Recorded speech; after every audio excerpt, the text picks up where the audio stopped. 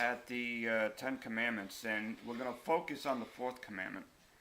The Ten Commandments are listed in Deuteronomy 5 and Exodus 20, and we're going to be looking back and forth at those two places where they're found. In Deuteronomy 5, we read, starting at verse 6, I am the Lord your God who brought you out of the land of Egypt, out of the house of bondage. You shall have no other gods before me. You shall not make for yourselves a carved image, any likeness of anything that is in heaven above, or that is in the earth beneath, or that is in the water under the earth. You shall not bow down to them, nor serve them.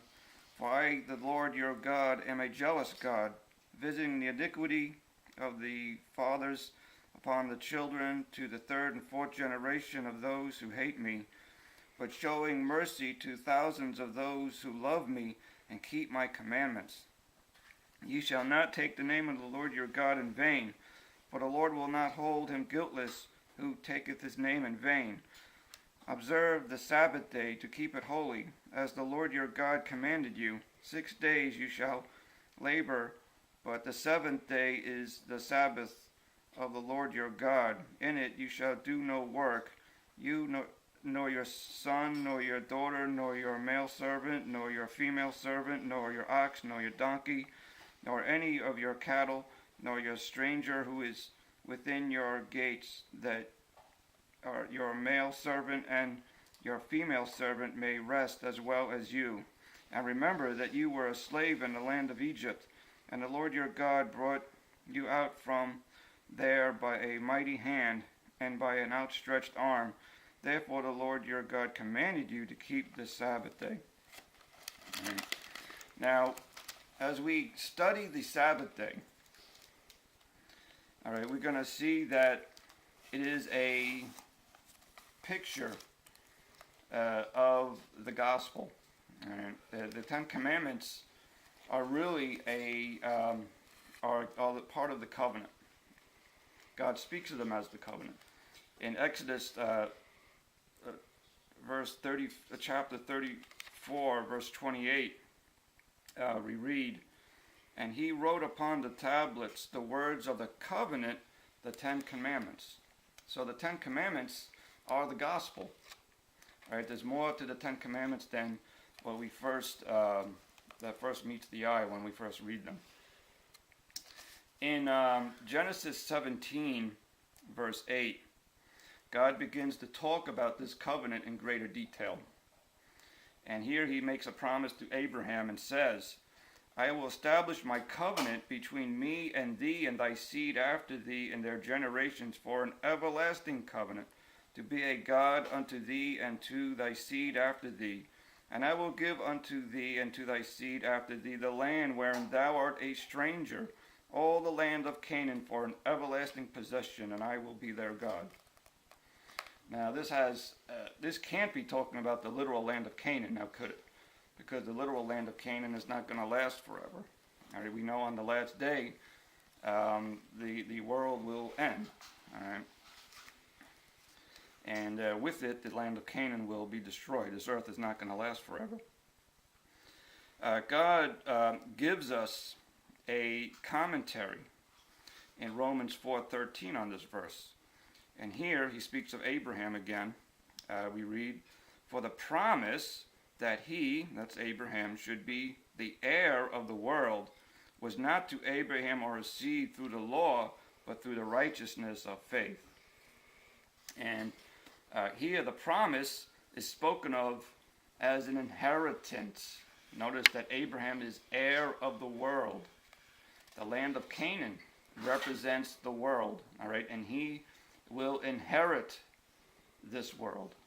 All right, now the world that's in view here has to be the new heavens and the new earth, which is spoken of in 2 Peter 3:13, right?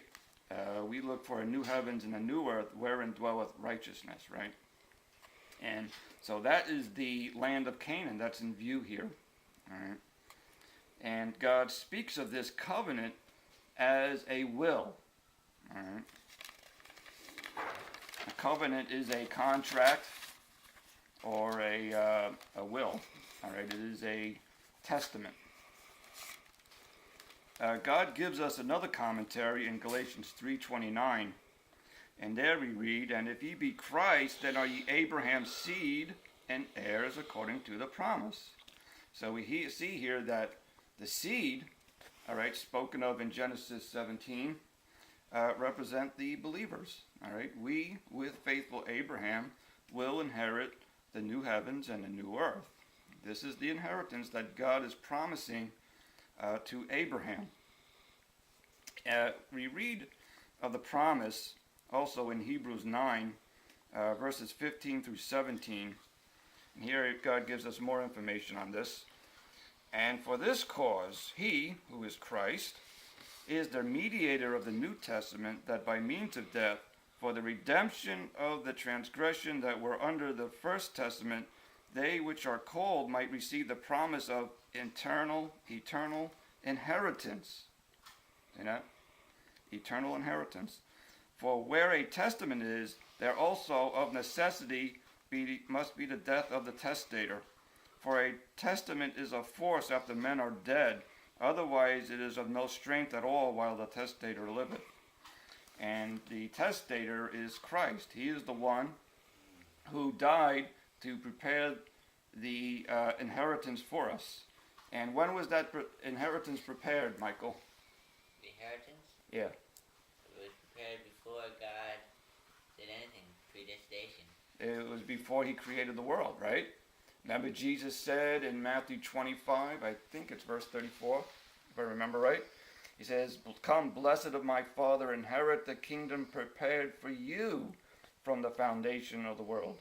And so we see here that Christ had to have died from the foundation of the world in order for that to be prepared for us. All right? And this is the inheritance that God is speaking to Abraham about. In Deuteronomy 5, let's get back to Deuteronomy 5. We read in verse 1 as he begins to introduce the Ten Commandments. And we read, "And Moses called all Israel and said unto them, Hear, O Israel, the statutes and judgments which I speak in your ears this day, that ye may learn them and keep them and do them." And here, again, God is introducing the Ten Commandments as the gospel. All right, Moses is really a type or figure of the law of God or Christ. It could be either one. I'm not really sure what the focal point on that would be, but it doesn't really matter. And we are called, all right? We are the Israel of God, all right? In Romans 9:6, the believers are called Israel. All right? And he said unto them to hear the judgments and the statutes, all right? The statutes and judgments are the word of God. If you read Psalm 119, I believe you would probably find that phrase in there. It identifies with the word of God. All right, the law of God is the Bible. All right, and God is calling our attention to His word, and He calls this to our attention this day, because today is the day that we are to hear the word of God. Today is the day of salvation. This is the day that we have the opportunity to still become saved. All right, and He says that to learn them and keep them and do them. And that word "keep," now I don't remember what offhand the Hebrew word was, but it means to keep, to care for in your hearts. In other words, we are to have His word in our hearts. All right? And I could develop that, but we don't have time at this moment to do that. But the word of God is to be within our heart. And as a matter of fact, in Ezekiel 36:27, there he says that He will put His Spirit within us, right? He will give us a new spirit, all right? And He puts His Spirit within us, and we will keep His judgments and do them, all right? We will keep. It's actually the same Hebrew word, all right? And that's the product of God having given us a new heart, all right? A new soul, and having His Spirit within us.